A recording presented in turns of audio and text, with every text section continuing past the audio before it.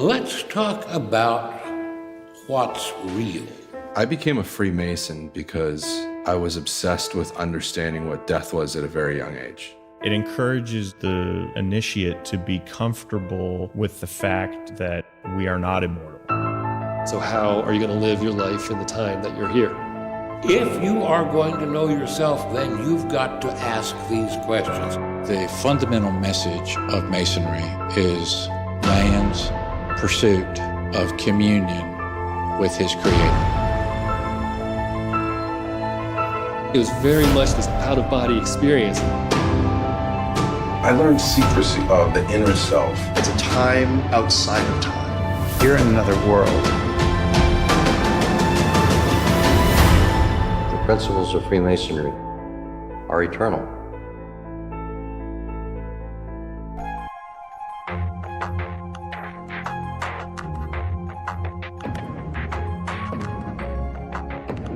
A maçonaria está cercada de lendas, mitos e mistérios.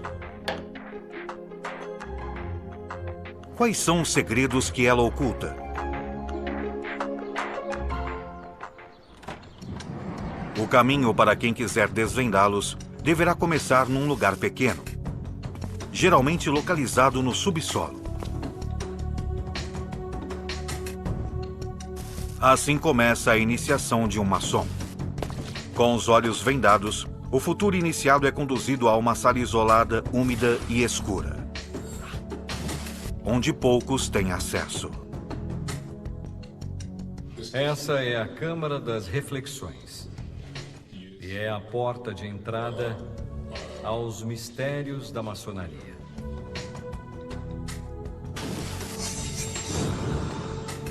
São mistérios que os maçons ocultam dos que eles chamam de profanos e que apenas podem ser revelados se preservarem a sua identidade. Quem pretende ser iniciado deve passar a noite ali, apenas com uma vela, sal e água, e refletir sobre sua própria morte, sua finitude e sobre a infinitude do universo. Cada elemento presente na câmara ou gabinete de reflexão busca conscientizar o futuro iniciado da mudança que ele deverá realizar em sua vida, se deseja se tornar um maçom. A vela significa a luz interior que procura. Todos os elementos presentes possuem um significado alquímico, que simbolizam o autoconhecimento e o poder da transformação. O copo com água, o pão, o sal, o mercúrio e o enxofre. Nesta pequena sala também está presente a caveira, símbolo da morte. O homem profano deve morrer para renascer como maçom. E ele deve se perguntar: o que deixa? Qual é o seu testamento se hoje fosse seu último dia de vida?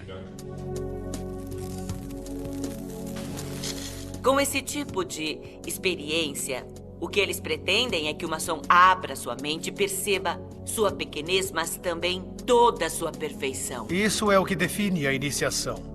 Você está em um estado e passa a outro, de uma maneira importante. Parece que não, mas isso te transforma. E um dia você percebe que não é mais o mesmo que quando chegou aqui. Num lugar como este, há mais de 40 anos, Manuel Jiménez Guzmán começou a sua vida de maçom e hoje ocupa o mais alto cargo dentro da maçonaria mexicana. Ele lembra do ritual como uma prova pessoal. Reconhecer a mim mesmo e pôr à prova a minha capacidade, o meu valor pessoal, a minha integridade e a minha capacidade de resolver o que a maçonaria manifesta na iniciação. Um ritual de iniciação que o grande mestre da maçonaria argentina, Jorge Clavero, também viveu. A pessoa senta numa sala e pedem que escreva o que ela sente e então a pessoa escreve o que está sentindo, o porquê do ingresso e o que espera da instituição que vai te acolher, etc. O ingresso na maçonaria é voluntário. O candidato deve ser apresentado por um maçom e ser entrevistado. E depois que a sua admissão é aprovada pelos demais irmãos, o candidato deve estar disposto a transformar a sua forma de viver e de enxergar o mundo.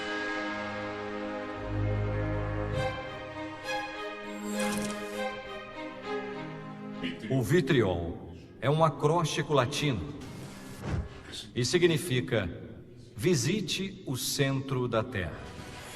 Retificando-te, encontrarás a pedra oculta. Na câmara de reflexão, o iniciado tem a oportunidade de se arrepender e refletir sobre estas palavras. Se tens medo ou hesitas, abandona este recinto. Se és fraco ou não tens força de vontade, retira-te, ainda há tempo. E se decidir seguir, ele deve se comprometer a guardar um conhecimento secreto, ainda que nas piores condições.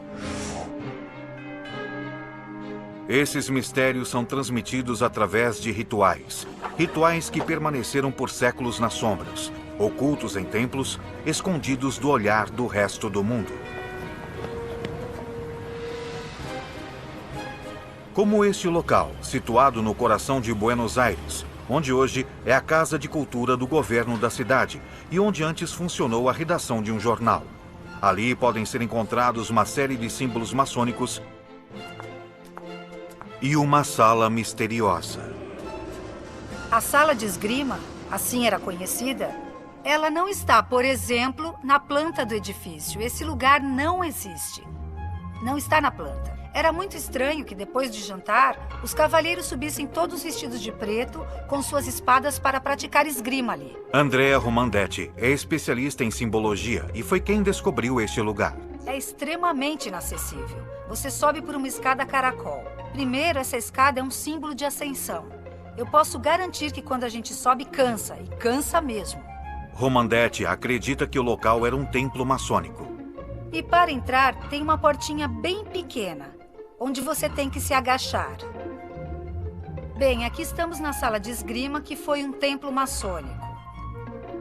Originalmente foi pintada de azul. As lojas eram pintadas de azul ou de vermelho. Ela era totalmente silenciosa. Não tinha luz, nem banheiros. O que levava os maçons a se esconder tanto? Que segredos escondiam? Estes são os mistérios que são revelados ao iniciado. Saindo da câmara de reflexão, começa a próxima etapa da iniciação. Sempre de olhos vendados, o iniciado chega pela primeira vez ao templo. Quando tiramos a venda, estamos ali, onde vemos a magnificência do templo e vemos os irmãos que nos recebem na loja. Mas antes de retirar a venda, durante a cerimônia, o iniciado é submetido a uma série de testes físicos e intelectuais. Alguns deles implicam em demonstrar que ali ele terá que abandonar as convicções que tinha e deixar claro que a decisão que terá que tomar não é uma decisão fácil, é um momento de muita reflexão. Para isso, na Argentina, são utilizadas estas estranhas cadeiras ou camas. Durante toda a cerimônia, o iniciado está vendado e escuta e sente as provas sem poder vê-las. Com esses exercícios físicos e mentais, é possível ver qual é a resposta da pessoa que pretende ingressar. São feitos uns testes que são definitivos para todos nós. E o melhor de tudo é enfrentá-los. Porque é o que permeia e ensina. E faz você amadurecer dentro da maçonaria no sentido que você começa do zero. E a partir da primeira iniciação, começa um caminho que pode chegar até 33 graus. Cada grau possui o que os maçons chamam de mito fundacional, que lhe dá sentido. Cada cerimônia é um ritual de passagem com ensinamentos distintos. Na América Latina, há dezenas de milhares de maçons organizados em distintas lojas e organizadas em distintos rituais ou vertentes. Algumas de origem local, como o rito nacional mexicano, e outras cujas jurisdições podem ser encontradas em organismos maçônicos europeus, principalmente franceses e ingleses. Atualmente, o rito mais praticado é o chamado escocês antigo e aceito. Do ponto de vista administrativo, a grande loja dirige os graus de 1 a 3, denominados simbolismos, são os graus simbólicos. E nós do Supremo Conselho dirigimos os graus 4 ao 33, que são os chamados filosóficos ou escocistas. No processo com 33 degraus, o maçom vai incorporando gradualmente seus conhecimentos. Uma das primeiras coisas que o iniciado aprende são os sinais e cumprimentos que os maçons utilizam para se reconhecer secretamente. O que os maçons chamam de toque ou tocamento, um cumprimento que, de acordo com a posição dos dedos, representa uma hierarquia ou outra. Por exemplo, o toque para o grau de aprendiz, ou seja, o primeiro grau da maçonaria, implica pressionar com o polegar direito a primeira falange do dedo indicador do outro. A maçonaria adotou este sistema para passar um pouco mais despercebido e reconhecer os outros irmãos sem que outros percebam isso. Porque quem não está dentro desse trabalho não pode entender o que acontece entre os irmãos. Duas pessoas que nunca se viram na vida e, pelo fato de descobrirem que são irmãos, nasce instantaneamente o amor entre essas pessoas. Uma língua universal. Apesar de não falarmos a língua de um país, com ela podemos nos identificar. São cumprimentos, são palavras. Esse procedimento é chamado de retejamento num determinado momento, para saber se é ou não um irmão. Há um para cada grau, e cada grau possui suas inalteráveis formas de reconhecimento. E, obviamente, apenas pode possuí-las um franco-maçom. Nós não podemos revelá-las. A maçonaria, obviamente, em seus rituais, penaliza com a morte um traidor. Hoje é mais uma questão que ficou no papel e não se traduz à realidade. Mas no passado, obviamente, essas circunstâncias eram mais fundamentais. Que segredos os maçons guardam? As respostas ocultas estarão dentro de seus templos? O mistério perdura nos séculos e somente é revelado aos iniciados na maçonaria. Para entrar no templo, é necessário conhecer as senhas e os sinais. Ao passar pela porta do recinto, o aprendiz se identifica desta forma. Há formas de poder ingressar por grau. E se isso não for feito adequadamente, não é possível entrar. Pela primeira vez na América Latina, um profano entra nesses templos para conhecer alguns dos ritos sagrados. Pela primeira vez na história, ela abre suas portas para mostrar para o mundo.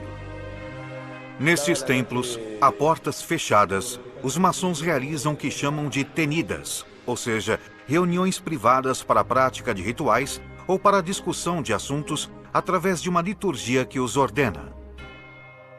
Irmão primeiro vigilante, quais são os deveres de um franco-maçom? Combater o vício e praticar a virtude. Neste local, tudo tem uma razão de ser. Como e qual direção seguir, os gestos e sinais, onde cada um se localiza, o que deve ser dito e o que não deve ser dito. Os que estão sentados nas laterais falam primeiro. Os que têm mais experiência e estão sentados à cabeceira, no Oriente, como nós chamamos, são os que falam no final. E ali, através do simbolismo, que é o nosso método de trabalho, de educação maçônica, vamos abordando diferentes temas. Irmão segundo vigilante, o que a maçonaria combate? A ignorância, a superstição e a tirania. Maçons se reúnem regularmente e também celebram rituais ou tenidas especiais, tanto abertas como fechadas, para diversos assuntos. Desde celebrar iniciações até cerimônias de reconhecimento conjugal ou rituais que giram em torno à morte.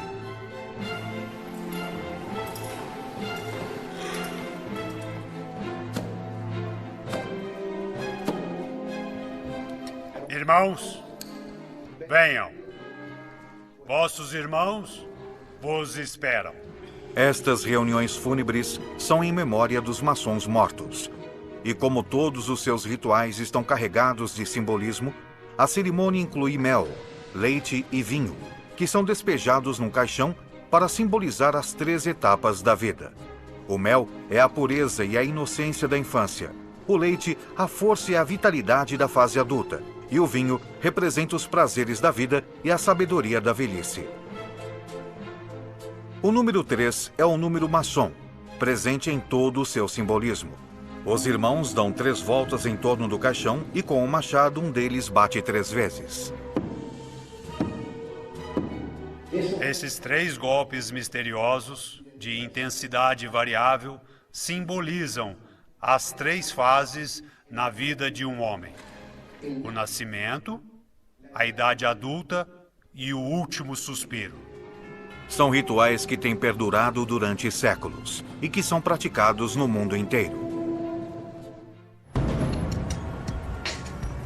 A maçonaria chegou ao México no final do século XVIII e hoje conta com dezenas de milhares de membros. O maçom é um homem disciplinado. Aqui falamos somente quando temos que falar.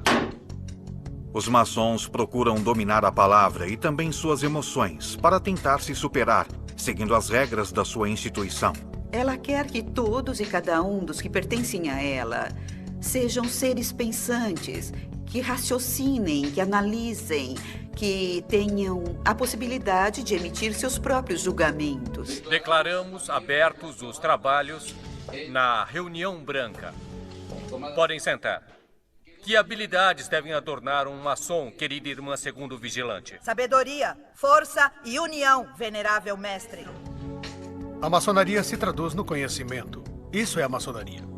No centro do templo maçônico encontra-se o chamado Ara, onde se encontram 3 velas, a Bíblia e, em cima de tudo, o esquadro e o compasso, símbolo maçônico por excelência, que representa as ferramentas de trabalho dos primeiros maçons.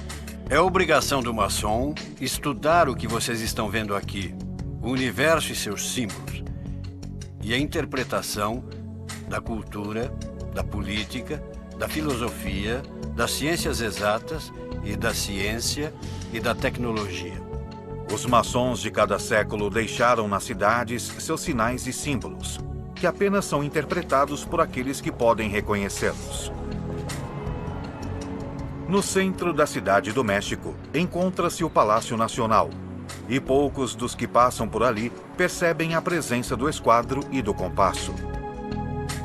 No teto do que foi o Congresso mexicano, encontra-se o triângulo com o olho, símbolo que para os maçons representa o grande arquiteto do universo.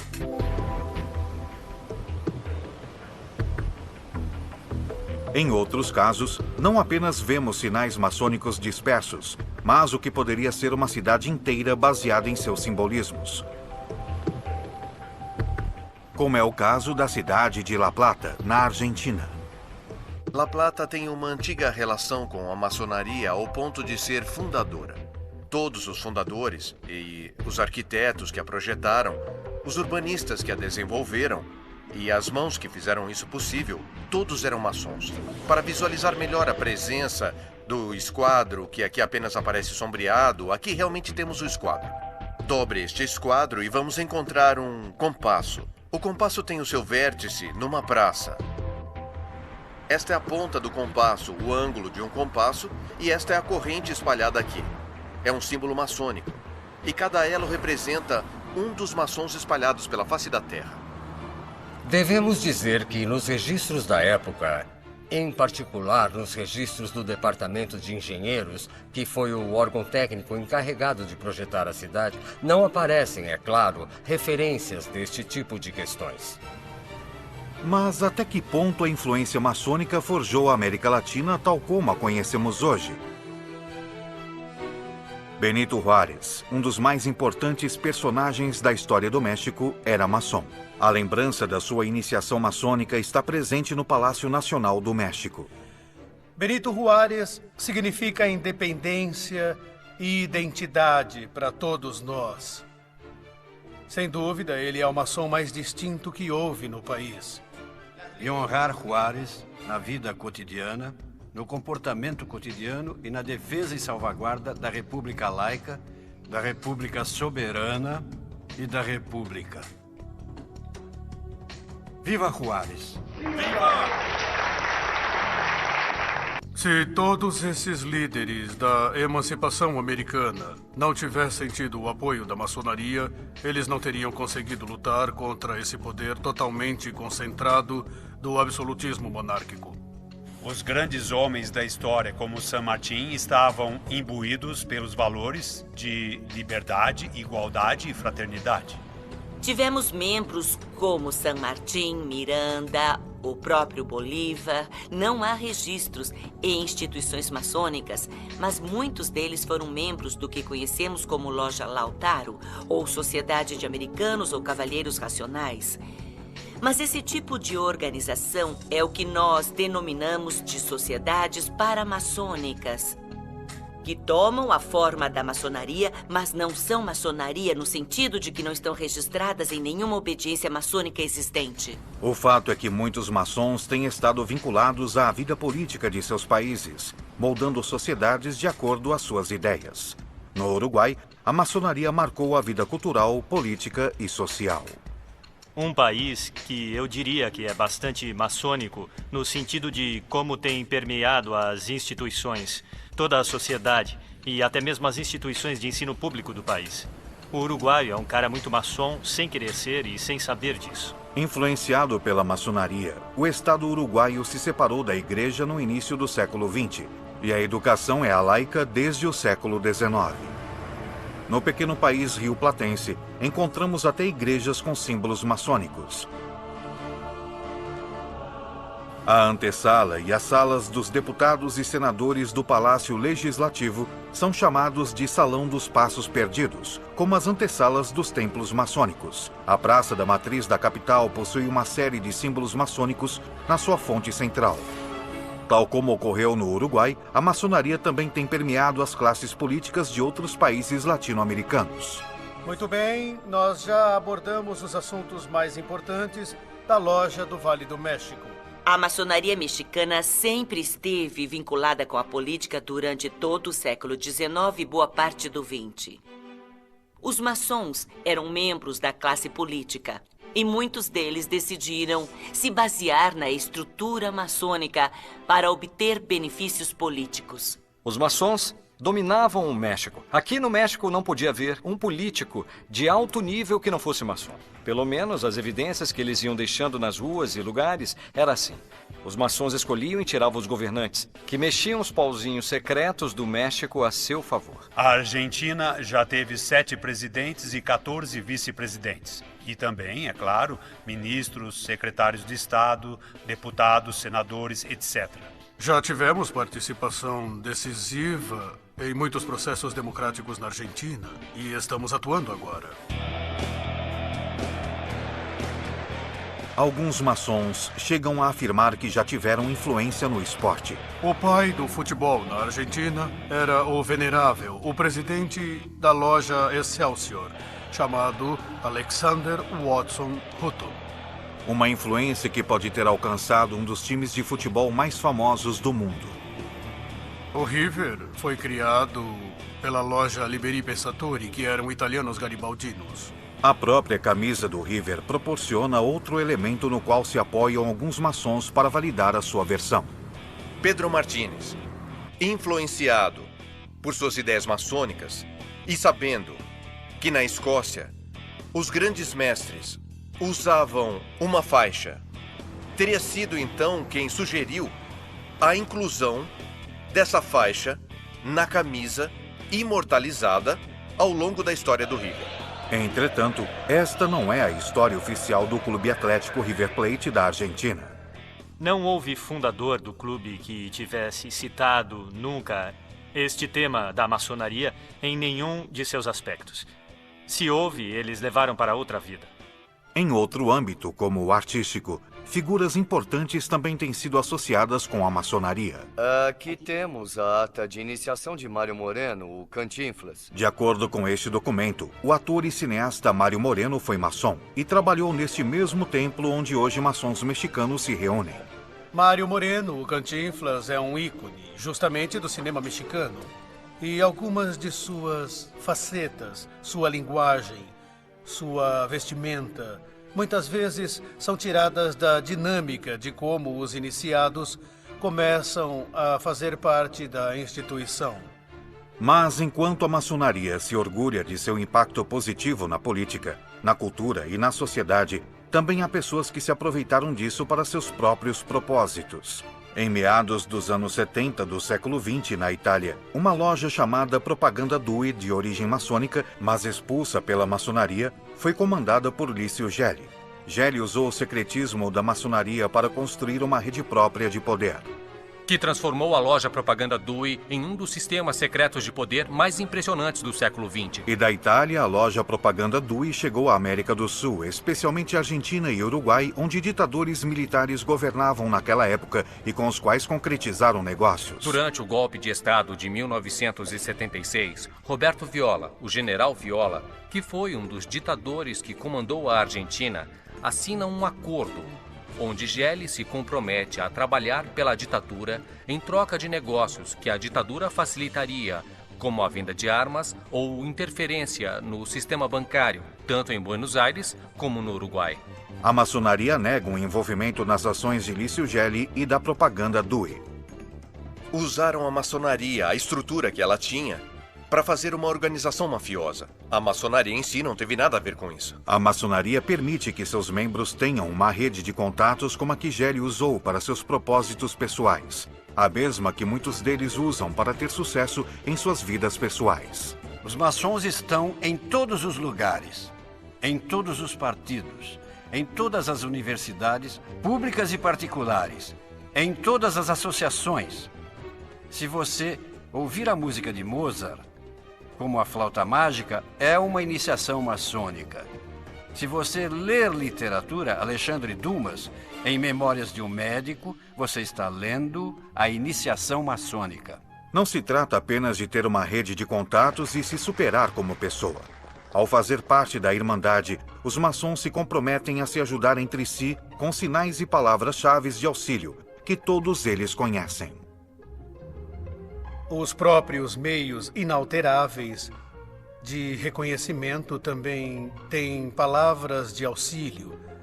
E, nesse sentido, o maçom que tiver a possibilidade de ajudar tem a visão de fazê-lo na proporção das suas possibilidades e conhecimento. É, ao mesmo tempo, uma irmandade, na qual seus membros se outorgam apoio, apoiam as suas viúvas, os filhos, e funciona como um intermediário, em muitos casos, entre o Estado e os membros da sociedade. Mas até que ponto pode chegar um maçom contando com a ajuda de seus irmãos? A maioria dos presidentes mexicanos desde a independência, por mais de meio século, têm sido maçons.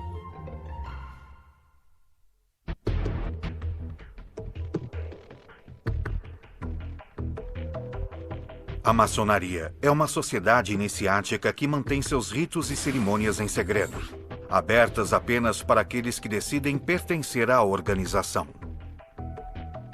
Para entrar em seus templos durante os rituais privados, é necessário que tenha realizado antes um rito jamais revelado, a iniciação. Porém, quem consegue ingressar, descobre ali uma longa série de símbolos que deverá estudar em seu caminho para o grau 33.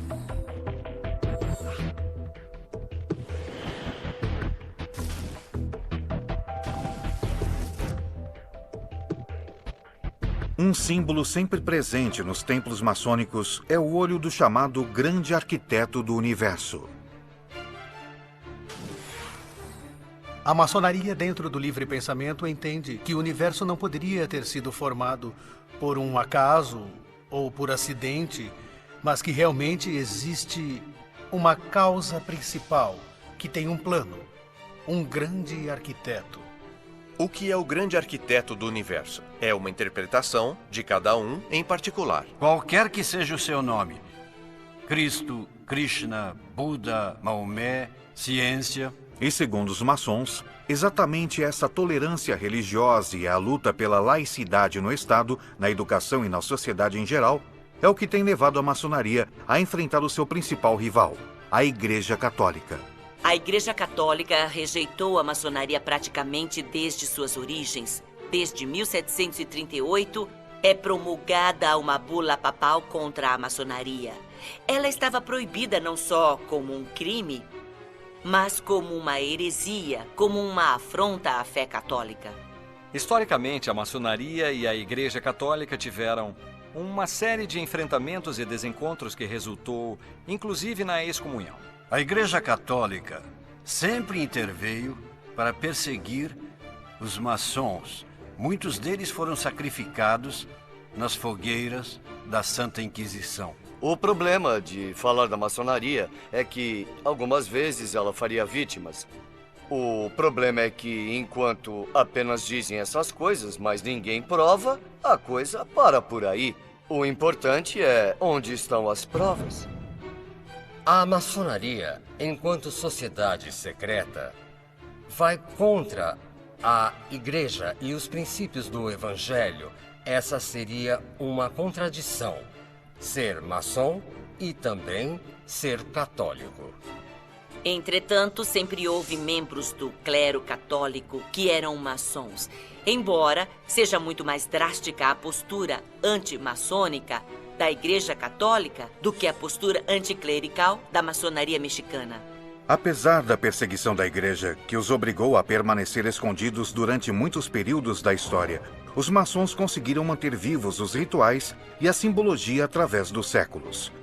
Na entrada dos templos, vemos as duas colunas que imitam as do templo do rei Salomão. E quando o iniciado passa por elas, revive o parto por entre as pernas da mãe para representar o novo nascimento como maçom.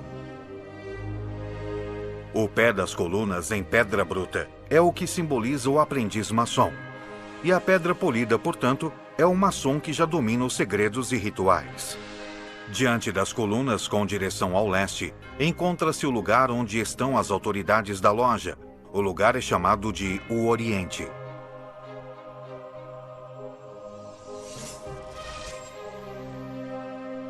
Os símbolos maçônicos salientam a necessidade de que os irmãos permaneçam unidos. É assim como os maçons chamam uns aos outros, irmãos. E a corrente que sempre está presente nos templos e também em muitos túmulos de maçons simboliza o dever que os irmãos têm de ficar juntos. E a união entre os maçons é lembrada em alguns de seus rituais. Queridos irmãos, vamos realizar a corrente de união e com isso encerraremos nossos trabalhos. Grão-mestre, por que nossa corrente está quebrada? Está quebrada por nossos vícios e imperfeições. E o que devemos fazer? Cavar um poço sem fundo para os vícios e levantar templos à virtude. Então, com esse compromisso e conscientes do que cada um de nós tem expressado, pedimos, irmão mestre de cerimônia, fechar esta corrente e nos conduzir nesta corrente de união. Vamos nos despedir da nossa corrente de união com as palavras sacramentais ditas por 3 vezes 3. Saúde, força e união, um por todos e todos por um. Saúde, força e união! Saúde, força e união! Saúde, força e união! Um por todos, todos por um! Um por todos, todos por um! Um por todos, todos por um! Que assim seja! Outro símbolo presente em todos os templos maçônicos é o tabuleiro, um piso quadriculado em branco e preto, que significa que, para estar unido, é necessário que o maçom conviva com aquele que pensa ou que é diferente. Isso parece uma contradição com o fato de que a maçonaria não aceita formalmente a participação das mulheres nos templos do rito escocês antigo e aceito. A maçonaria é dos homens porque nasceu em 1717 e a mulher apenas se dedicava à casa. Ela não existia, não tinha direitos civis nem políticos. Então foi criada como uma sociedade de homens e com o tempo tornou-se uma tradição. Porém, desde fins do século XIX, as maçonas latino-americanas tentam ser reconhecidas e aceitas como iguais. Se a maçonaria nos diz que temos que ser pessoas livres e de bons costumes, então isso vale também para homens e mulheres. A diferença está principalmente na parte energética, porque a energia feminina é diferente da energia masculina. É mais mística. Por natureza, somos mães. Por natureza, somos educadoras. O que impede o ingresso formal das mulheres é um landmark, ou seja, é uma das regras fundamentais da maçonaria. Existe um landmark, uma lei do rito escocês antigo e aceito, o número 18, que diz categoricamente que as mulheres não devem estar na maçonaria. E essas regras escritas possuem uma peculiaridade. Um dos artigos proíbe que eles sejam modificados. Ninguém pode discutir que existimos. Ninguém pode negar que trabalhamos tão seriamente quanto o masculino. E ninguém pode negar à mulher o direito de poder trabalhar maçonicamente. E assim, as mulheres maçons latino-americanas vão ganhando terreno pouco a pouco. Mulheres de vários países da América do Sul se reúnem pela primeira vez no Grande Templo Masculino de Buenos Aires para festejar o 10º aniversário da Grande Loja Feminina da Argentina. Elas passaram pelos mesmos rituais de iniciação que os homens. Porque a união de todas as mulheres vai tornar isso possível, queridas irmãs. Que a maçonaria transforme o mundo. Saúde. Saúde. Força. Força. E união. E união. Isso mesmo. No México, as líderes das grandes lojas femininas conseguem entrar pela primeira vez no templo dos graus mais altos da maçonaria masculina, o chamado Grande Consistório de Grau 33. Embora, ao contrário dos homens, não tenham permissão para trajar ali suas vestimentas maçônicas, elas foram pela primeira vez chamadas de irmãs pelo grande comendador. Estas palavras primeiro começam com a minha gratidão às irmãs e aos irmãos no dia de hoje. Foi a primeira vez e acho que isso é importante para eles e para nós, não? Porque parece que não, mas vai haver um futuro onde nós vamos poder nos unir todos juntos. Em termos gerais, o papel da mulher tem sido sempre relegado na maçonaria. E a maçonaria que permite o acesso de mulheres perde o reconhecimento internacional. Portanto, muitos maçons, embora quisessem aceitar mulheres, preferem evitar os conflitos com as organizações maçônicas internacionais e não incluem as mulheres em seus grupos. Tanto mulheres como homens compartilham a necessidade de manter certos aspectos dos rituais maçônicos em absoluto sigilo. Então eu nunca vou poder abrir as portas do meu templo para que assistam a uma reunião ou uma iniciação ou a uma cerimônia. Porque isso é parte da maçonaria. É o segredo maçônico. Por que o segredo? O que leva os maçons a mantê-lo?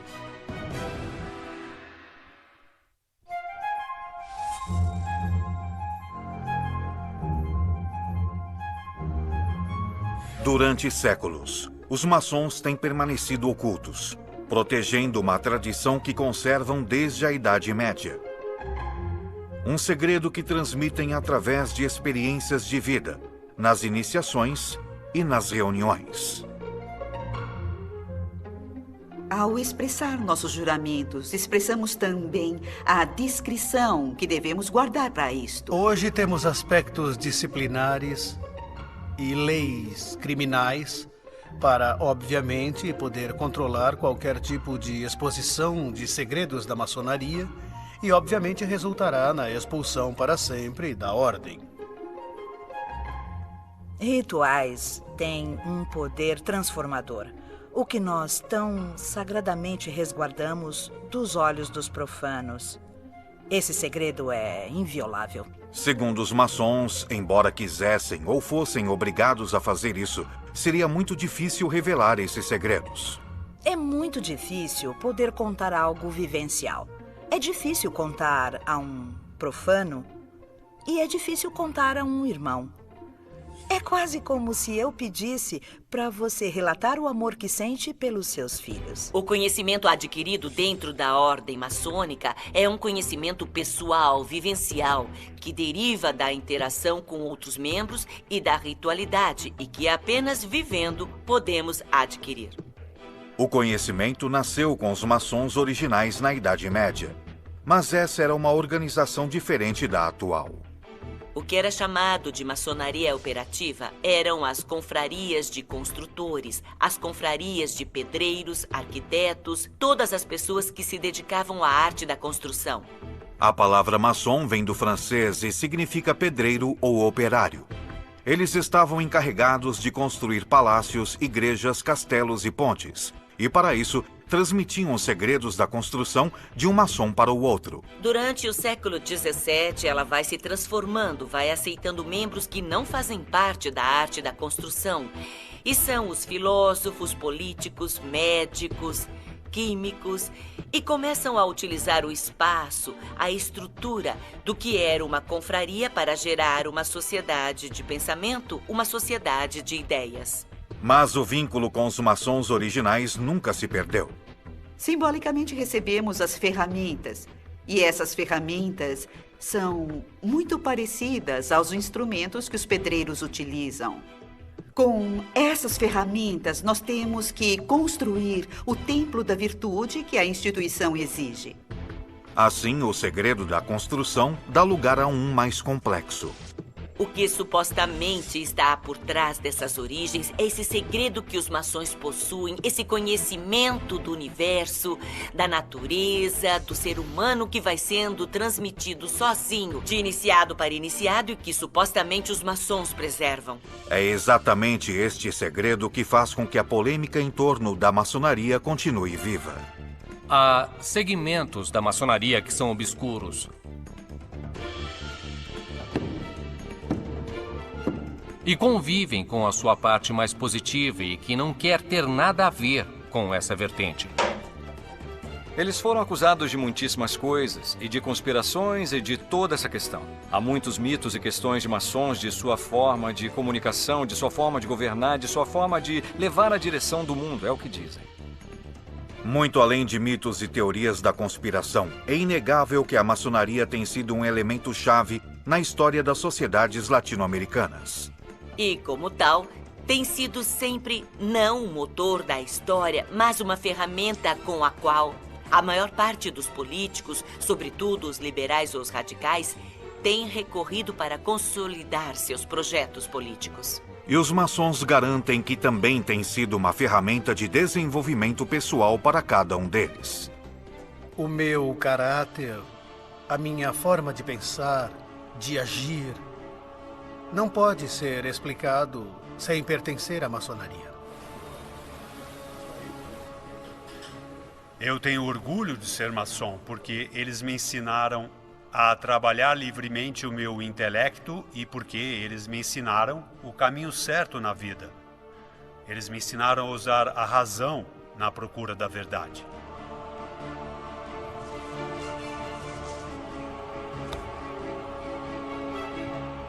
A grande vantagem de ser maçom é ir se preparando paulatinamente, gradualmente, num caminho de sabedoria, de cultura e de filantropia.